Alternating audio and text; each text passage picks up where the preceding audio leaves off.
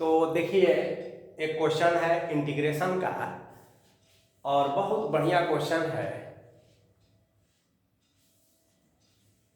आइए सीधे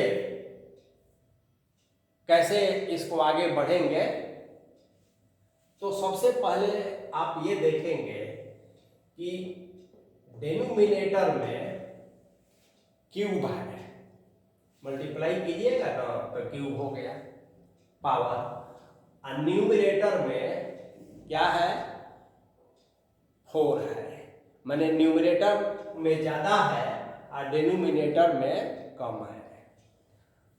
यदि न्यूमरेटर में कम रहता और डिनोमिनेटर का पावर ज्यादा रहता, पावर माने जिसे क्वाड्रेटिक, क्यूबिक, लीनियर, ये तो आप समझते हैं, तो इस तरह के जो इंटीग्रांड है माने क्वेश्चंस है, तो इसको आप पार्शियल फ्रैक्शन की मदद से इंटीग्रेट कर देते हैं। लेकिन यदि न्यूमरेटर और डिनोमिनेटर का पावर इक्वल हो जाए या न्यूमरेटर का पावर डिनोमिनेटर से ज्यादा हो जाए तो क्या करेंगे, तब तो आप फिर में पड़ जाएंगे। यदि आपका कंसेप्ट नहीं है, यदि आप प्रैक्टिस नहीं किए हैं, तो भी आपसे ये सवाल बनेगा। केवल बस ध्यान देना है कि दो केस में यदि न्यूमरेटर और डिनोमिनेटर सेम हो जाए, डिग्री ऑर्डर, और न्यूमरेटर का डिनोमिनेटर से ज्यादा हो जाए, तो उसको हम लोग प्रॉपर फ्रैक्शन नहीं कहते हैं। तो प्रॉपर फ्रैक्शन बनाने के लिए हम जो साधारण तरीका है भाग करने का, तो भाग करके प्रॉपर फ्रैक्शन पहले बनाएंगे। तो आइए भाग किया जाए। तो सबसे पहले तो भाग किसको किस में करना है, किससे करना है, तो यहां आप लिखेंगे x4, ओके, और किससे भाग करना है, तो इससे भाग करना है। ये है क्या, तो देखिए x cube plus x minus x square और -1, यही ना है यह। तो इसको आप यहां लिख लीजिए। तो x cube minus x square plus x और -1, ठीक बात है। अब इसको यहां से मिटा दिया जाए। अब भाग कीजिए। अब आप कहेंगे कि भाग तो हम कर ही लेंगे, अब इसमें काहे के लिए समय बर्बाद हो रहा है। तो जो कर सकते हैं वो कर लेंगे, और जो थोड़ा भूल गए हैं तो उनके लिए आइए फटाफट कर लिया जाए। एक एक्स होगा तो क्या हो जाएगा, x4 हो जाएगा, एक्स क्यूब हो जाएगा, एक्स स्क्वायर हो जाएगा और -x हो जाएगा। ये माइनस प्लस माइनस प्लस ये जी गए, तो क्या जी बचे, अतः x cube minus x square और प्लस एक्स, यही ना बचे। और ऐसे भी तो आप लोग एजी ओजी का गाना वाना सुनते ही होंगे, सॉन्ग्स, संगीत सुनना चाहिए, मैथ मजबूत होता है।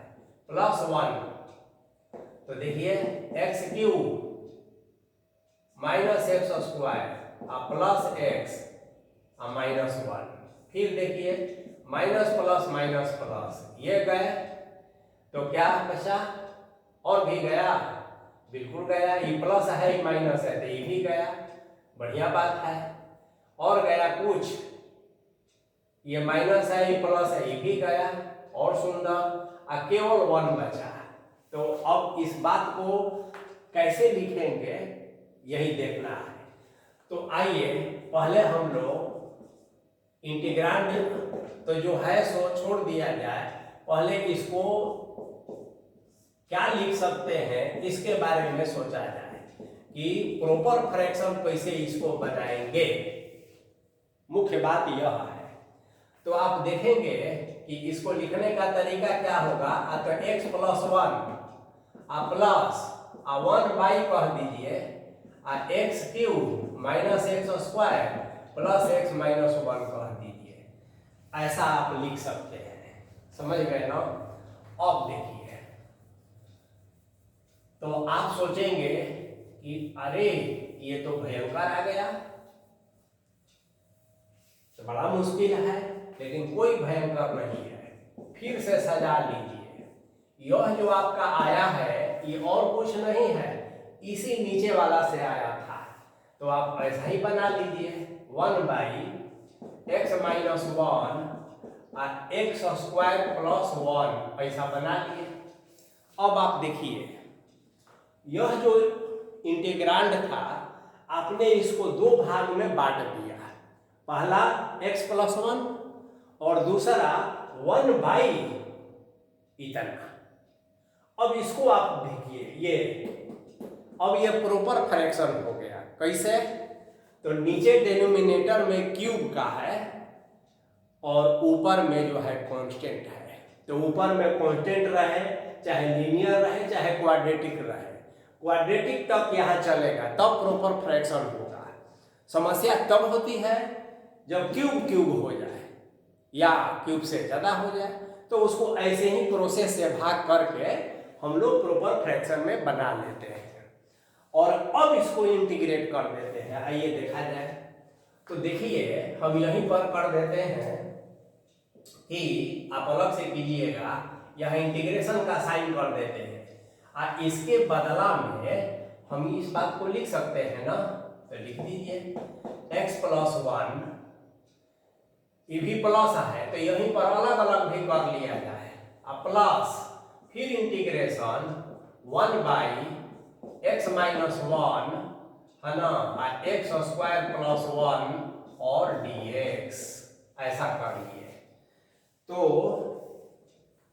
अब अपनी बुद्धि का उपयोग करें और इसको हमने अलग किया। अब क्या करना? तो करना ये है कि इसका तो इंटीग्रेशन देखिए आसान है कि नहीं, तो इसकी चिंता अभी हम लोग नहीं करें, अलग अलग सेपरेट कर देंगे तो देखिए ये ऐसे ही हो जाएगा। इसकी चिंता करें तो हम इसको अलग से पहले कर लेते हैं, ठीक है ना? तो x माइनस 1 और x square plus 1 dx, okay. अब इसी को पार्शियल फ्रैक्शन में बदलना होता है, ठीक है ना? तो आपका देखिए अब क्या है कि ये तो वही चीज हम यहाँ लिखे हैं, तो सीधे अब पार्शियल फ्रैक्शन में पहले बदलिए। किसको? तो 1/x minus 1 into x square plus 1। तो नियम है कि a कैपिटल A कोई कांस्टेंट है और एक लीनियर फैक्टर को रख लीजिए, x का पावर 1 है इसलिए लीनियर है यह क्वाड्रेटिक है फैक्टर। और आप जानते हैं कि अब इसको तो आप फैक्टराइज कर नहीं सकते हैं, तो जब भी रहेगा तो क्वाड्रेटिक फॉर्म में रहेगा, तो यह नियम है। क्या? पार्शियल फ्रैक्शन का नियम एक जगह इकट्ठा लिखा हुआ है हर किताब में, तो उसको आप लोग को ध्यान में रखना चाहिए। तो यदि एक लीनियर है और दूसरा क्वाड्रेटिक है तो bx प्लस c लिख दिया जाता है और यहाँ एक्स स्क्वायर प्लस 1 कह दिया जाता है। यदि इसको भी फैक्टराइज कर देते हैं आप लीनियर में, 3 गो हो जाता, तो a by something, b by something plus capital C by something. तो चूंकि क्यूबिक है तो 3 कांस्टेंट होना जरूरी है, तो ऐसा हमने लिख लिया। अब आइए एक लाइन और आगे बढ़ेंगे, x minus 1 x square plus 1 is equal to, तो a के साथ ऐसा हो जाएगा, अब bx प्लस c के साथ ऐसा हो जाएगा, है ना? अब बाई x एलसीएम ऐसा हो जाएगा। अब आप क्या देख रहे हैं कि LHS का ये और RHS का ये कैंसिल हो गया, ठीक बात है। अब उसके बाद एक लाइन इसको और आगे बढ़ा दीजिए, 1 ब्रैकेट को तोड़िए तो ax स्क्वायर प्लस a हो गया, प्लस देखिए bx को तोड़िएगा तो bx स्क्वायर और फिर माइनस bx हो जाएगा, c को तोड़िएगा तो cx और माइनस सी हो जाएगा। ठीक बात है।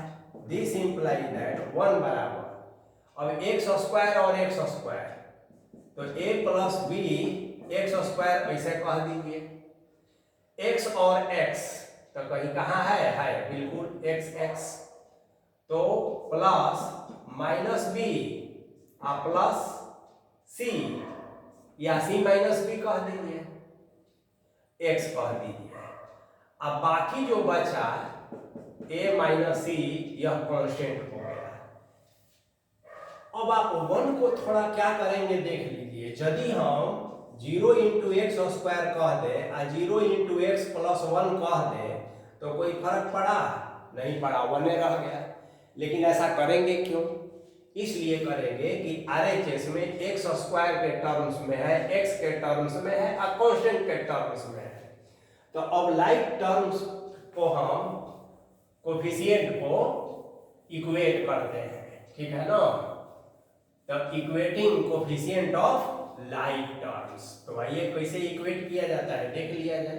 देखिए यहाँ एक्स स्क्वायर है तो इसका कोफिशिएंट a प्लस बी है, यहाँ एक्स स्क्वायर का कोफिशिएंट 0 है तो a प्लस बी बराबर 0।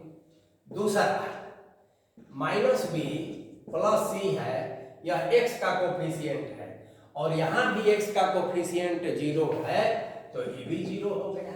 मान लिया जाए कि यहाँ पहले ही से 1 दिया रहता, x दिया रहता तो 1 लिख देते, 2x दिया रहता तो 2 लिख देते। और तीसरा कांस्टेंट इसमें a माइनस सी है और इसका कांस्टेंट 1 है, बस हो गया काम आपका। तो कैपिटल A, कैपिटल B और कैपिटल C का वैल्यू आपका निकल गया। तो देखिए इससे तो आप कह दिए कि B बराबर C होगा, नहीं माइनस बी सी तो B बराबर C होगा। एक चीज तो आपको यहां मिल गया। यहां देखिए A है माइनस C है तो C के जगह पर भी नहीं कह सकते हैं जो B बराबर है और बराबर 1 हो गया। अब यहाँ a प्लस बी 0 है और a माइनस बी 1 है, जोड़ दीजिए तो ये कैंसिल हो गया तो ये 2a बराबर 1 हुआ, इसलिए a बराबर कितना हो जाएगा 1/2। तो कैपिटल A 1/2 होगा। अब देखिए तो जब कैपिटल A 1/2 होगा तो B कितना हो जाएगा? तो देखिए B is equal to A minus 1 हुआ, A 1/2 माइनस 1 है यानी माइनस 1/2 हो गया। तो B कितना हुआ -1/2। और चूंकि C B के ही बराबर है तो C भी हुआ कितना -1/2। तो देखिए कैपिटल A B C का मान निकल गया ना। अब आइए आपका काम बन गया। कैसे बना सो देखिए। आप माने थे, एक बार लिख देते हैं, इतना बराबर A इतना plus bx plus c by इतना, यही ना लेके चले थे। तो A के जगह पर आप अब क्या लेंगे 1/2, B के जगह पर क्या लेंगे -1/2, C के जगह पर क्या लेंगे -1/2। इस 1/2 से नहीं घबराना है। अब आप जो आपका वो क्वेश्चन है उसको लेके चलिए, इसको तोड़ दीजिए x dx और dx 1 है तो इसका काम खत्म। अब प्लस अब इसका काम, तो ये 3 भाग में बट गया, देख रहे हैं ना। तो हम एक ही में लिख दें या यहीं पर इंटीग्रेशन साइन को अलग अलग बांट दें, तो बांट देते हैं। इसमें भी जाएगा, इसमें भी जाएगा, इसमें भी जाएगा और dx लिखा रहेगा। आप एक लाइन लिख लीजिएगा स्टेप के साथ। तो आइए डायरेक्ट हम कर देते हैं। अब 1/2 तो कांस्टेंट है तो 1/2 बाहर हो गया और integration of x minus 1 dx हो गया। -1/2 देखिए बाहर हो जाएगा कि नहीं, और integration of x by x square plus 1 dx हो गया। और एक बात और है, -1/2 फिर बाहर और 1/x² प्लस 1 और dx हो गया। तो देखिए ये थोड़ा बड़ा होता है, ऐसे क्वेश्चंस ज़्यादा मार्क्स के पूछे जाते हैं, इसलिए घबराना नहीं है। बहुत ही धैर्य के साथ जो आप सीखे हैं, जो आप गुने हैं, और जितना आपका अभ्यास है और जितना आप अपने माता पिता अभिभावक की बात माने, उनकी आज्ञा का पालन किए, उनको अनुसरण किए, ठीक है, जितना आप शुद्ध सात्विक आहार विहार, तो उसका असर पड़ता है, आपकी प्रार्थना स्वीकार की जाती है। तो आइए देखें आगे। x का हो जाएगा x²/2, dx का हो जाएगा x 1/2 और 1/x-1 का log और x-1 लिख देते हैं। अब आप कहेंगे कि यहाँ मॉडुलस क्यों लगा दिए? तो आप जानते हैं जब log रहता है ना, तो log नेगेटिव के लिए नहीं डिफाइन होता है। तो x-1 अकेले रखने पर पता नहीं x का वैल्यू क्या है, तो मे बी कि माइनस भी हो जाए, तो माइनस रहने नहीं देना है। इसीलिए जब भी इंटीग्रेट करने के बाद इंटीग्रल्स लॉग के रूप में आए तो मॉडुलस का यूज कर लेना चाहिए। अब देखिए आप लोग का तो इंटीग्रेशन तगड़ा है, तो क्या इसको डायरेक्ट हम लिख दें? देखिए तो इसका कैसे इंटीग्रेशन होगा, कहिए तो डायरेक्ट लिख देते हैं लाल वाला का। अच्छा चलिए इसका तो छोड़िए, इससे आप परिचित है कि नहीं? x² प्लस 1 है, तो आप कंफ्यूज मत होइएगा। 1 + x² dx time inverse x होता है, तो बस वही है, इधर का उधर कर दिया गया है। तो यहाँ हो जाएगा आपका टाइम इनवर्स x, और सबके लिए लास्ट में वो सी तो लगाइए ना देंगे। अब बात है इस लाल वाला का, तो अगर x² प्लस 1 को थोड़ा सा यहाँ बता देते हैं, t मान लीजिए, तो 2x dx बराबर dt हो जाएगा। इसलिए x dx के लिए हम dt/2 लिख सकते हैं ना। तो हमारा अब इंटीग्रेशन ही हो जाएगा कि 1/t और dt/2 हो जाएगा। 2 बाहर निकल आएगा तो log यहाँ t हो जाएगा, और t का वैल्यू फिर x² प्लस 1 लिख देंगे। तो यह 2 बाहर निकला, एगो 2 पहले से है, तो इसका मतलब है कि 1/ यहाँ 4 हो जाएगा, यहाँ log हो जाएगा, और मॉडुलस ऑफ x² प्लस 1 हो जाएगा, और आप खुश हो गए। तो इस तरह से आप इसका इंटीग्रांड पता करेंगे। तो फिर नेक्स्ट क्लास में किसी नए इंटीग्रल के साथ